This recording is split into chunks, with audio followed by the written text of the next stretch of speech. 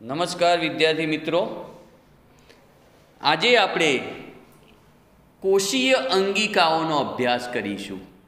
તો સૌપ્રથમ કોષીય અંગિકાઓ શીખવા માટે તમારા મોબાઈલની સ્લાઇડ ઉપર આ આકૃતિઓ છે, એ આકૃતિઓનો અભ્યાસ કરો। મિત્રો, તમને સ્લાઇડ ઉપર આપેલી આકૃતિઓમાં એ અંતઃકોષરસ જાળની એક આકૃતિ આપી છે। એની અંદર જે જાંબલી રંગ દેખાય છે એ કોષ કેન્દ્રનો ભાગ છે।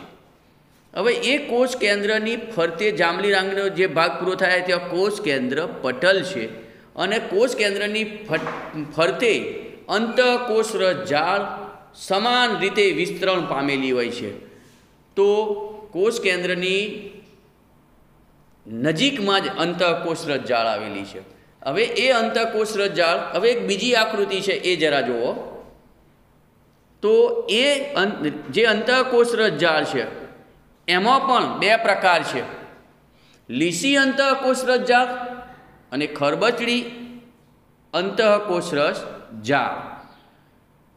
અને એ અંતઃકોષરસ જાળની અંદર કોઈક જગ્યાએ અમુક પોલાણ આવેલા છે।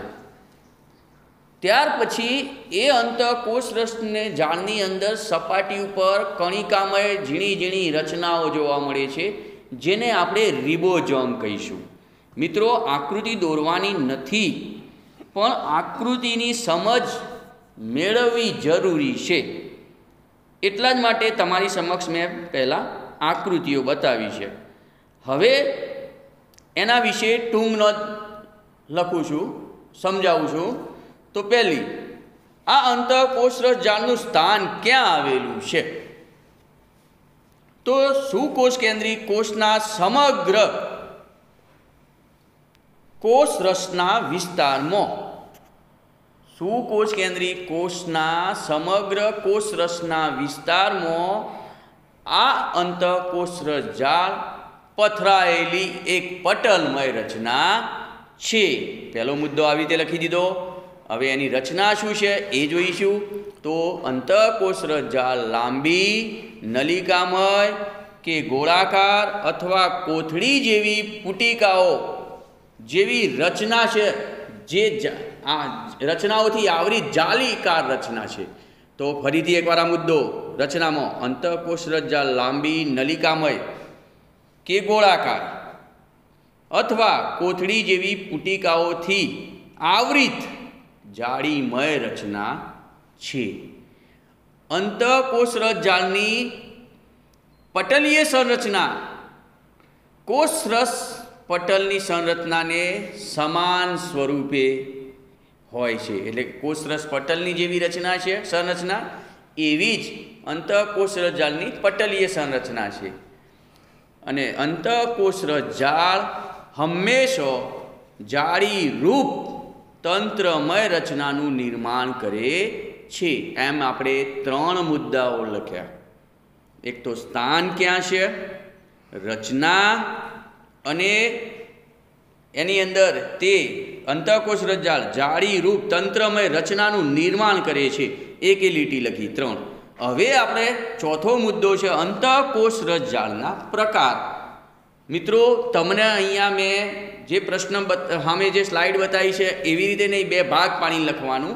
તો અંતઃકોષરસ જાળના બે પ્રકાર, એક ખરબચડી અંતઃકોષરસ જાળ અને બીજી લીસી અંતઃકોષરસ જાળ। તો હવે મુદ્દો પાડીને ખરબચડી અંતઃકોષરસ જાળને અંદર જ બધું લખી દેવાનું, સીધો મુદ્દો।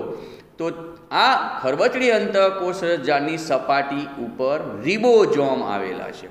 જે ઝીણી ઝીણી રચનાઓ આકૃતિમાં તમે જે જોઈ હતી એ રિબોઝોમ ખરબચડી અંતઃકોષરસ જાળની સપાટી પર આવેલા હોય છે, અને એનું કાર્ય છે પ્રોટીન સંશ્લેષણનું, કે ટૂંકમાં કોષની અંદર પ્રોટીનનું સંશ્લેષણ કરવાનું કાર્ય રિબોઝોમ કરે છે।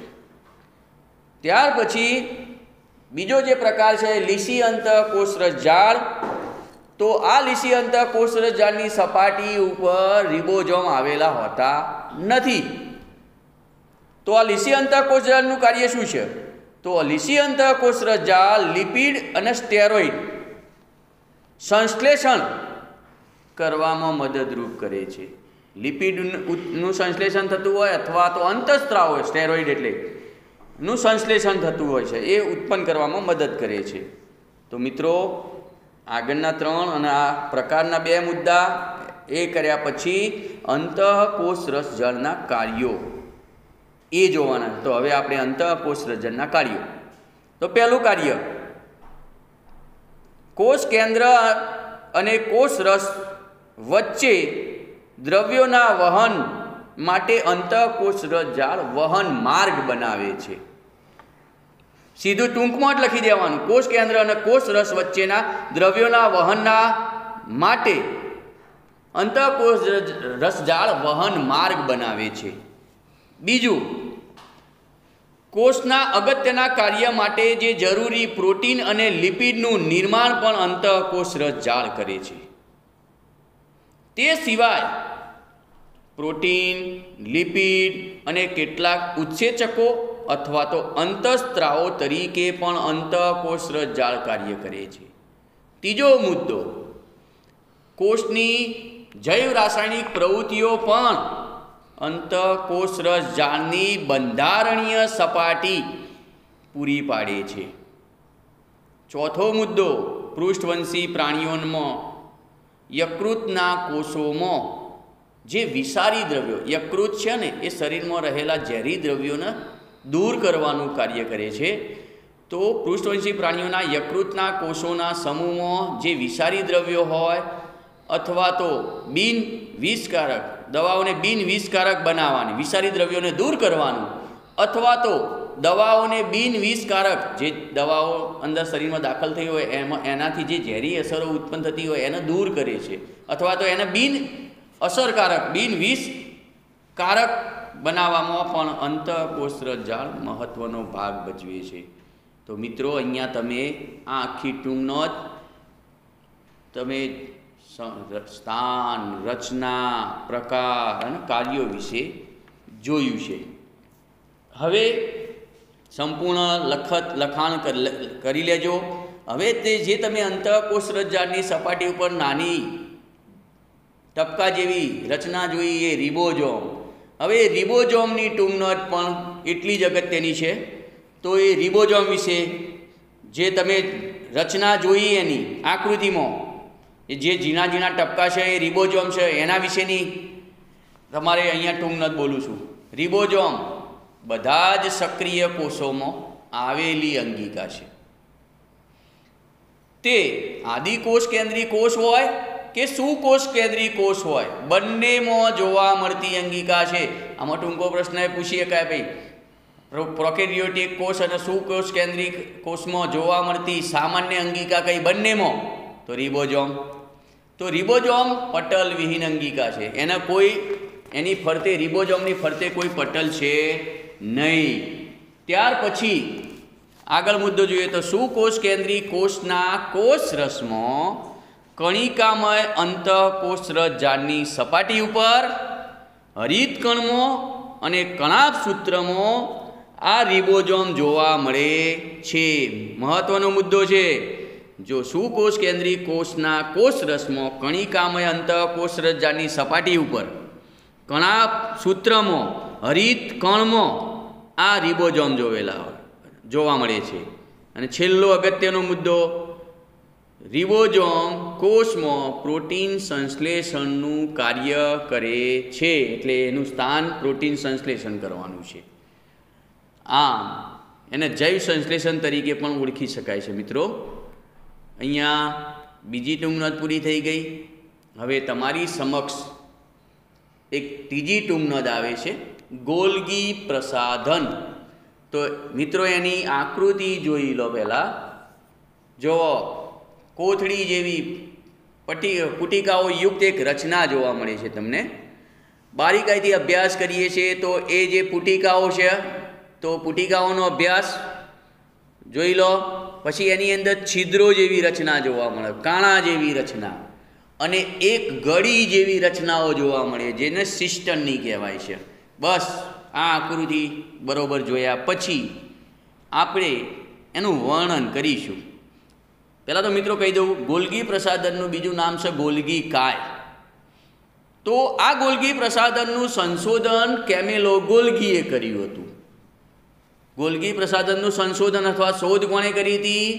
કેમેલો ગોલ્ગીએ. માટે જ આ અંગિકાનું નામ કેમેલો ગોલ્ગીના નામ ઉપરથી ગોલ્ગી પ્રસાધન રાખવામાં આવ્યું છે. હવે આ જે ગોલ્ગી પ્રસાધન અંગિકા છે એ ક્યાં આવેલી હોય? તો પ્રાણી કોષમાં અને વનસ્પતિ કોષમાં આવેલી હોય છે. તો એની રચના જોઈએ તો ગોલ્ગી પ્રસાધનની રચનામાં એકબીજાને સમાંતર થપ્પીઓમાં ગોઠવાયેલી પુટિકાઓ આવેલી હોય છે.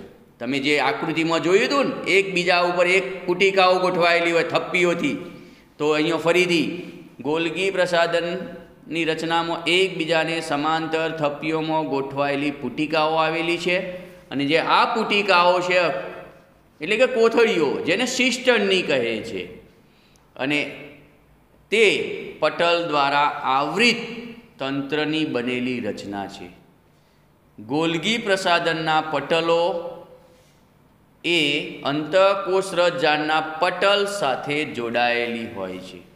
ગોલ્ગી પ્રસાધન અંતઃકોષરસજાળના જે પટલો છે ને એની સાથે જોડાયેલી હોય છે, અને તેથી તે અન્ય જટિલ કોષીય પટલ તંત્રનો પણ ભાગ બનાવે છે. એના પછી મિત્રો અહીંયા કાર્યો છે. કાર્યો પહેલાં ફરીથી એકવાર ચલો, એક તો એનું નામ કેવી રીતે પડ્યું, એનું સ્થાન ક્યાં છે, એના પછી એની રચનામાં શું હોય, તો એકબીજાને સમાંતર થપ્પીઓમાં ગોઠવાયેલી પુટિકાઓ, અને આ જ પુટિકાઓને આપણે સિસ્ટર્ની કહે છે. આ મુદ્દો લખવો જરૂરી છે. અને આ જે સિસ્ટર્ની તે પટલ દ્વારા આવૃત તંત્રની બનેલી હોય છે. ગોલ્ગી પ્રસાધનના પટલો અંતઃકોષરસજાળના પટલ સાથે જોડાયેલા હોય છે, તેથી જટિલ કોષીય પટલ તંત્રનો એક ભાગ બનાવે છે.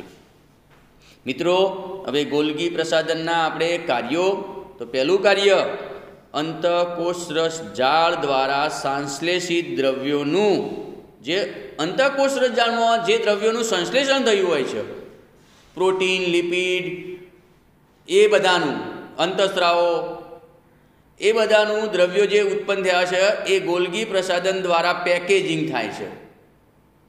પેકેજિંગ કરી કોષની અંદર અથવા કોષની બહાર મુક્ત કરવામાં આવે છે. એટલે કે અંતઃકોષરસજાળ દ્વારા જેટલા દ્રવ્યો ઉત્પન્ન થયા હોય અથવા સંશ્લેષણ થયા હોય એનું પેકેજિંગ કરી અને એની કોષની અંદર અથવા કોષની બહાર મુક્ત કરવાનું કાર્ય ગોલ્ગી પ્રસાધનનું છે. બીજું બાબત, ગોલ્ગી પ્રસાધન નિપજોનું પેકેજિંગ કરે છે, રૂપાંતરણ કરે છે, અને તેમજ સંગ્રહ કરવાના કાર્ય ગોલ્ગી પ્રસાધનની પુટિકાઓમાં થાય છે. જે તમે આકૃતિમાં તમને બતાવી હતી પુટિકાઓ, તો એ પુટિકાઓમાં નિપજો જે ઉત્પન્ન થઈ હોય એમાં પેકેજિંગ થાય, રૂપાંતરણ થાય, તેમજ સંગ્રહ કરવાનો કાર્ય પણ ગોલ્ગી પ્રસાધનની પુટિકાઓમાં થતું હોય છે. ત્યાર પછી ત્રીજો મુદ્દો, તો સરળ શર્કરામાંથી જટિલ શર્કરાઓનું નિર્માણ પણ ગોલ્ગી પ્રસાધન કરે છે. સરળ શર્કરામાંથી જટિલ શર્કરા, એટલે કે જે સરળ શર્કરા એટલે કાર્બોદિત પદાર્થોનું ગ્લુકોઝમાં નિર્માણ કરવું. જે તમારા શરીરમાં ખોરાક તમે શર્કરા સ્વરૂપે દાખલ થયો, કાર્બોદિત સ્વરૂપે, એનું ગ્લુકોઝ જેવા પદાર્થોમાં નિર્માણ કરવું. એટલે એના માટે એક જ શબ્દ લખવાનો, સરળ શર્કરાઓમાંથી જટિલ શર્કરાઓમાં નિર્માણ ગોલ્ગી પ્રસાધન કરે છે. અને એક મહત્વનું કાર્ય ગોલ્ગી પ્રસાધન તે લાઇસોઝોમ અંગિકાના નિર્માણ સાથે પણ સર્જે. એની આ જે ગોલ્ગી પ્રસાધન છે એમાંથી એક અંગિકાનું નિર્માણ થાય છે, જેનું નામ છે લાઇસોઝોમ. લાઇસોઝોમ એ એવી અંગિકા છે જેને આત્મઘાતી કોથળી અથવા તો પાચક કોથળી તરીકે ઓળખવામાં આવે છે. એનો અભ્યાસ હવે કરવાનો જ છે, પણ આ અગત્યનો મુદ્દો છે. તો અહીંયા ત્રીજો પ્રશ્ન આપણે જોઈ લીધો, ગોલ્ગી પ્રસાધન. અને હવે એક મહત્વનો પ્રશ્ન છે લાઇસોઝોમ. તો આ ખૂબ જ અગત્યનો પ્રશ્ન છે, એનું કારણ પણ પૂછી શકાય છે મિત્રો. તો આપણે હમણાં જ જોયું લાઇસોઝોમની ઉત્પત્તિ કોણે કરી, તો ગોલ્ગી પ્રસાધને. તો ગોલ્ગી પ્રસાધનની પુટિકાઓ રૂપે લાઇસોઝોમ ઉત્પન્ન થાય છે. એની સંરચનાની અંદર પાચક ઉત્સેચકો ધરાવતી આવૃત પટલીય કોથળીઓ જેવી રચના છે, જેની આકૃતિ તમને આપેલી નથી, પણ એક નાની નાની રચનાઓ છે કોથળી જેવી, બરાબર. એ પાચક ઉત્સેચકો ધરાવતી પુટિકાઓ ધરાવતી કોથળીઓ છે. લાઇસોઝોમ કોથળીના ઉત્સેચકો, જે લાઇસોઝોમ કોથળીના ઉત્સેચકો કણિકામય અંતઃકોષ રસજાળ દ્વારા નિર્માણ પામે. અંતઃકોષ રસજાળના બે પ્રકાર હતા, લીસી અને ખરબચડી એટલે કે કણિકામય. તો એ ખરબચડી અંતઃકોષ રસજાળ દ્વારા લાઇસોઝોમ કોથળીના ઉત્સેચકોનું નિર્માણ થાય છે. મહત્વ શું છે લાઇસોઝોમનું? તો લાઇસોઝોમ કોષાંતરીય પાચન માટે અગત્ય ધરાવે છે, એટલે પાચન કોથળી કહેવાશે. તે કાર્બનિક દ્રવ્યોને તોડવા અથવા પાચન કરવાની ક્ષમતા ધરાવે છે. જે શરીરમાં ખોરાક ગ્રહણ કર્યો હોય એમાંથી એ કાર્બોદિત પદાર્થોનું પાચન કરવાની ક્ષમતા લાઇસોઝોમમાં છે. કારણ કે લાઇસોઝોમ છે પાચક ઉત્સેચકો ધરાવતું હોય છે, એટલે એનું પાચન થઈ શકે છે. બીજો કે શરીરની અંદર વિદેશી દ્રવ્ય અથવા કેટલીક તૂટેલી કે નાશ થવાને આરે હોય એવી અંગિકાઓનું એ પાચન કરી છે ને વિઘટન કરી લે છે. એટલે કે કોષની અંદર વિદેશી દ્રવ્ય એટલે કે બહારના કોષમાંથી પ્રવેશતા બેક્ટેરિયા કે ખોરાક એટલે કે વિદેશી દ્રવ્ય તરીકે ઓળખીએ છીએ. તેમજ તૂટેલી હોય અથવા નાશ થવાને આરે જે અંગિકાઓ આવેલી હોય એ અંગિકાઓનું આ લાઇસોઝોમ પાચન કરે છે. એનું વિઘટન કરીને કોષને સ્વચ્છ કરવામાં મદદરૂપ થાય છે. એટલે કે લાઇસોઝોમ કોષના ઉત્સર્ગ દ્રવ્યને ત્યજતા તંત્રનો પ્રકાર છે. એક સફાઈ કાર્ય કરવા માટેની એક અંગિકા છે. એટલે કે ઉત્સર્ગ દ્રવ્યો એટલે કે કચરાને ત્યજતા તંત્રના પ્રકાર તરીકે લાઇસોઝોમ અગત્યનું અંગિકા છે. હવે તો લાઇસોઝોમ કોષીય ચયાપચય દરમિયાન, જો કોષોની અંદર જે ચયાપચયની ક્રિયા દરમિયાન વિક્ષેપ સર્જાતો કોઈ ખલેલ પડી હોય ત્યારે લાઇસોઝોમ પોતાના જ કોષનું પાચન કરી લે છે અને બધી જ અંગિકાઓ અથવા જે ઝેરી દ્રવ્યો પોતાનામાં સમાવી લે છે. તો આ યાદ રાખજો મિત્રો, કોષીય ચયાપચય દરમિયાન કોષોની અંદર વિક્ષેપ અથવા તો ખલેલ સર્જાય ત્યારે લાઇસોઝોમ પોતાના જ કોષનું પાચન કરે છે. પરિણામે એને આત્મઘાતી કોથળી કહે છે. તો કોષ જ્યારે, ઉદાહરણ આપ્યું આપણે એને, જ્યારે કોષ ઈજાગ્રસ્ત બને અથવા તો જીર્ણ થઈ ગયો હોય, નકામો થઈ ગયો હોય ત્યારે લાઇસોઝોમ અંગિકા તૂટી જાય છે અને તે પોતાના જ પાચક ઉત્સેચકો દ્વારા પોતાના જ કોષનું પાચન કરી નાખે છે અને આખા કોષને બચાવી લે છે, નુકસાન થવા દેતું નથી. એટલા જ માટે લાઇસોઝોમને કોષની આત્મઘાતી કોથળી કહે છે. મિત્રો, આજની 4 ટૂંક નોંધો થઈ: અંતઃકોષ રસજાળ, રિબોઝોમ, ગોલ્ગી પ્રસાધન અને લાઇસોઝોમ. આપણે આ ચારેય પ્રશ્નોની આકૃતિ દોરવાની જરૂર નથી. પરીક્ષાનો મુદ્દો નથી આકૃતિ દોરવી, પણ એની આખી ટૂંક નોંધ તમને જેટલી સરળ પડે એવી રીતે લખી અને તૈયાર કરી નાખજો. બેઠે બેઠું લખવું કોઈ જરૂરી નહીં, તમે સમજ્યા હોય એ પ્રમાણે લખી શકો છો. અને આનું એક કારણ પણ પરીક્ષામાં પૂછાતું હોય, એ પણ કારણ તમે લખી દેજો. લાઇસોઝોમને કોષની આત્મઘાતી કોથળી કેમ કહે છે? તો આપણે એનું કારણ જોઈ લઈએ.